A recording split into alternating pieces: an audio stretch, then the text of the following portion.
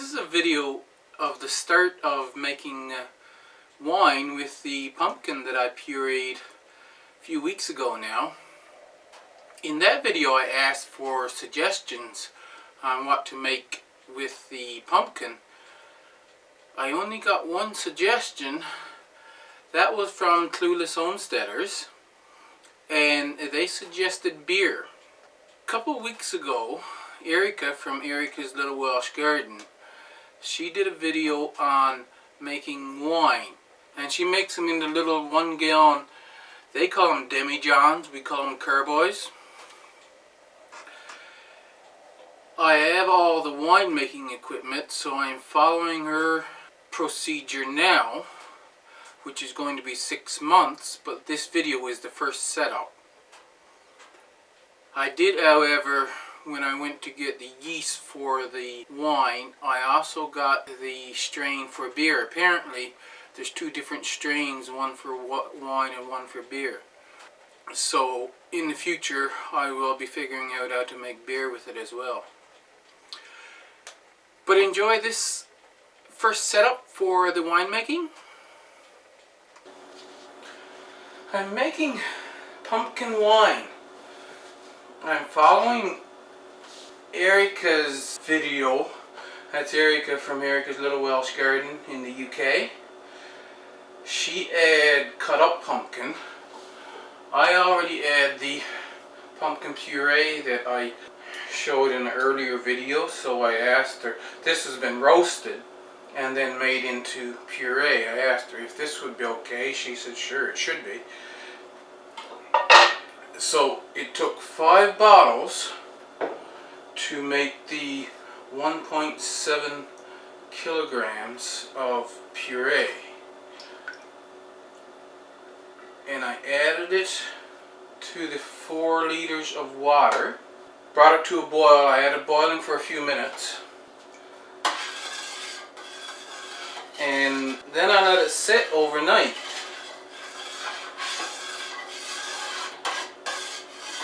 Because this is puree, it's a really fine liquid. There's almost no clumps in it whatsoever.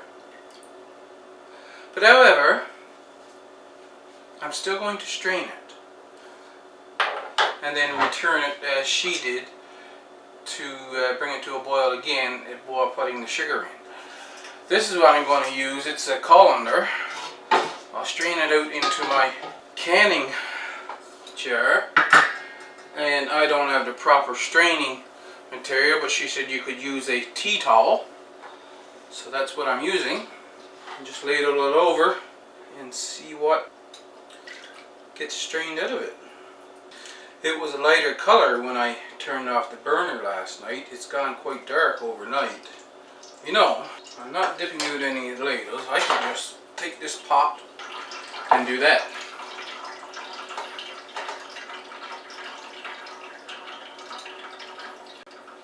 Yes, there is indeed quite a bit of pumpkin remains being strained out.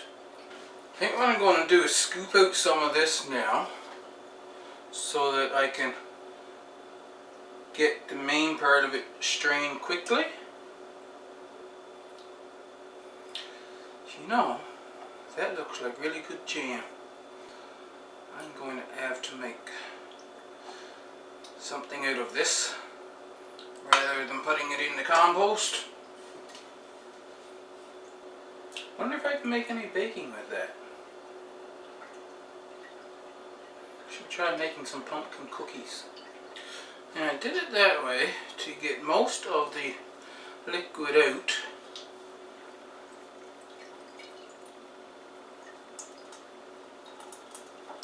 I'll pour that back in there.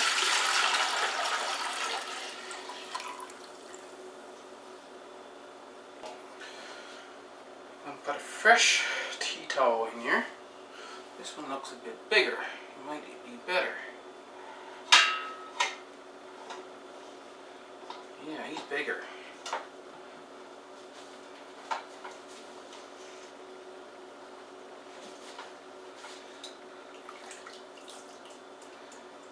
Now I'll put this in here and let it drain for a while.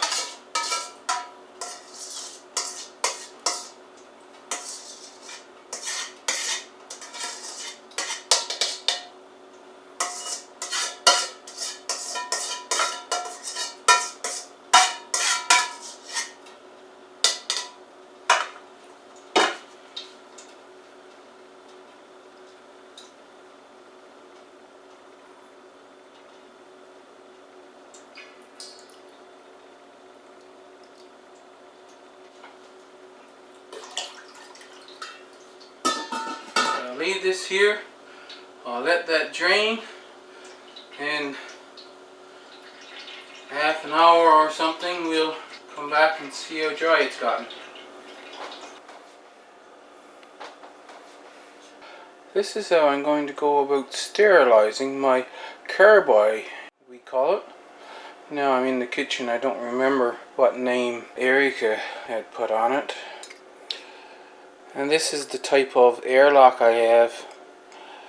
When I get this boiling, I'm going to turn off the burner and put the airlock on to let steam run through the airlock and sterilize that. So I've let this sit draining for a while. You can see it's drained out and pulling away from the edge there. I'll take this out of here. Doesn't seem to be dripping anymore. I'll put it down in that bowl there just to make sure. And I'll take it.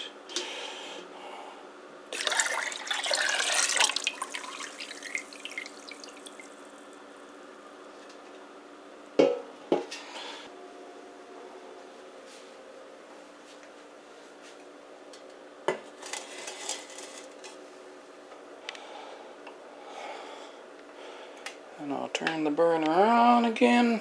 Actually, I'll turn it on that way for this and get this heated up.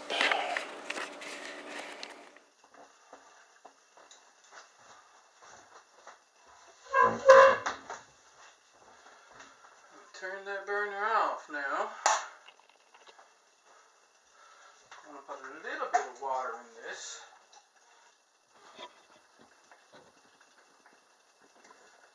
Let it do that.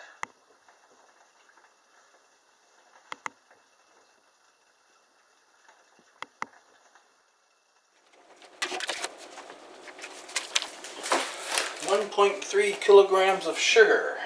Unfortunately, my 1 cup measure is dirty.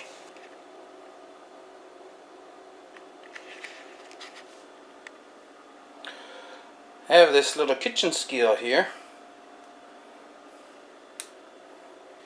I'm going to weigh it out according to that.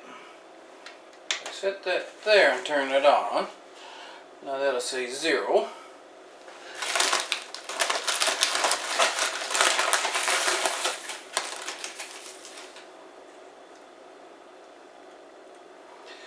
Half a cup of sugar is 90 grams, so that means I need 13 of those.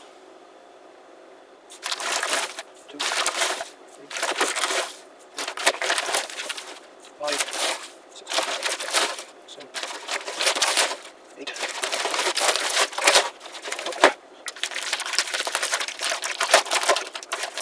9, 10, 11,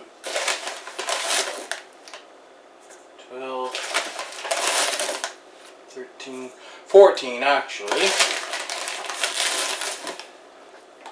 Because it was only 90 grams, not 100. And so now, take the sugar.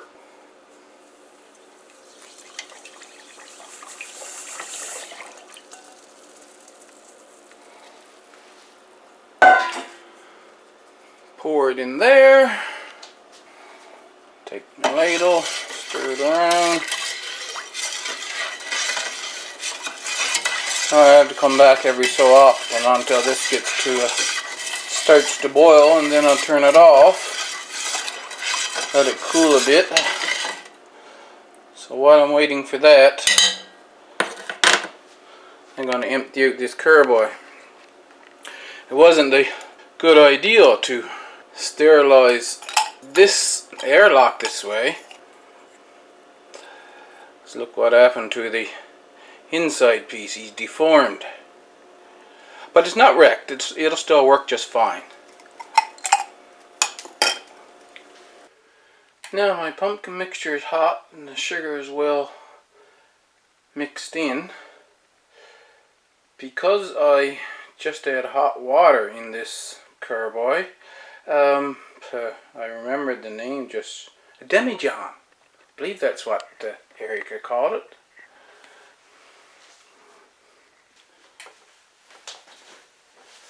So that you can watch as I pour this in. I got a couple of floaties in there. This is the biggest funnel that I had.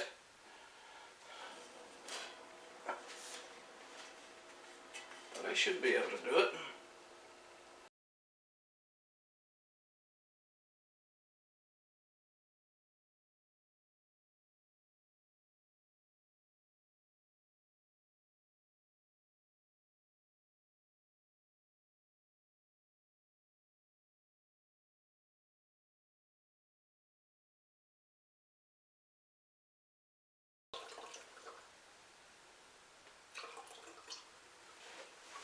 I couldn't get it all to fit in.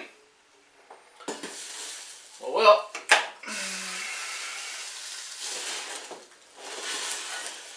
and Erica says that might even cause a bit of trouble because I have it too close to the top and it could bubble out. We shall see. I'm going to set the airlock on here.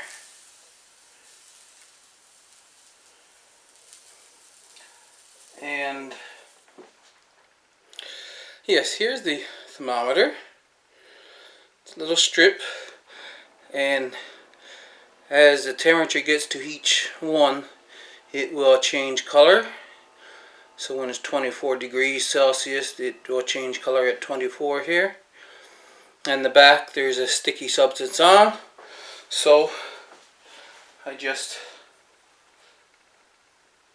stick it on to the side of the bottle like that.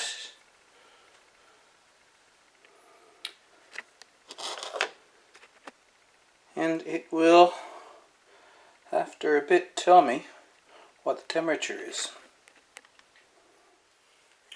So I've let this cool down for a while now. It's still not registering here, but the highest it goes is 36, and this is the packets of yeast that I was able to get here in my area. And on the back it's saying 40 to 43 degrees Celsius.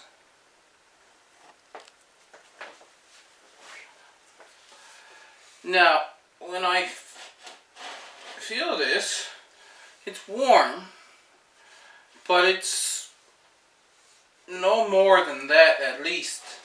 So I think this is still above the 36 that it says here, but I don't think it's above 43. It says hydrate before use.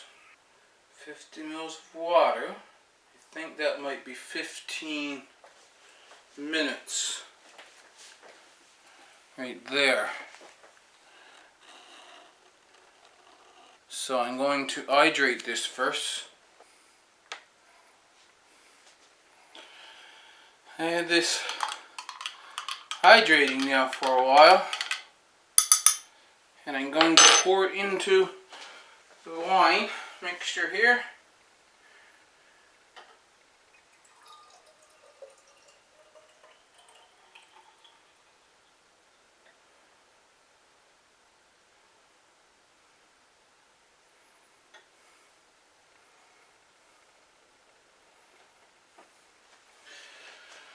Okay, so that's a lot. Straight up now into the neck of the bottle. I don't know how much trouble I'm going to have with it with respect to stuff bubbling up through and making a mess. But it is what it is, I guess. We'll see. I'll record a little clip every time I notice a change. I brought my wine down here. It's on the top shelf, just up from the wood stove. So this, during the winter, is the warmest part of the house. the thermometer now, it's gotten down into the range of what it registers. I had the stove running a little cool there just now, so the temperature is both 26 and 24. It's closer to 24 than 26.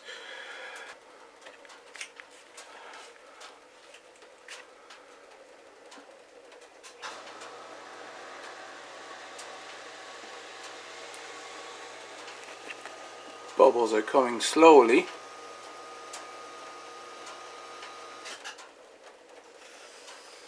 And then on the top of the wine you can see the fizz, the yeast that's doing its work.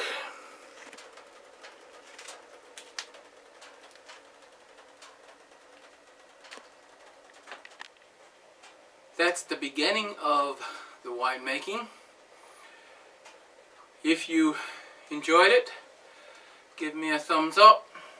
I will be putting the link to Erika's video in the description if you want to go over there and follow her direction. I'm just following what Erika did, so it would probably be best for you to follow from her video.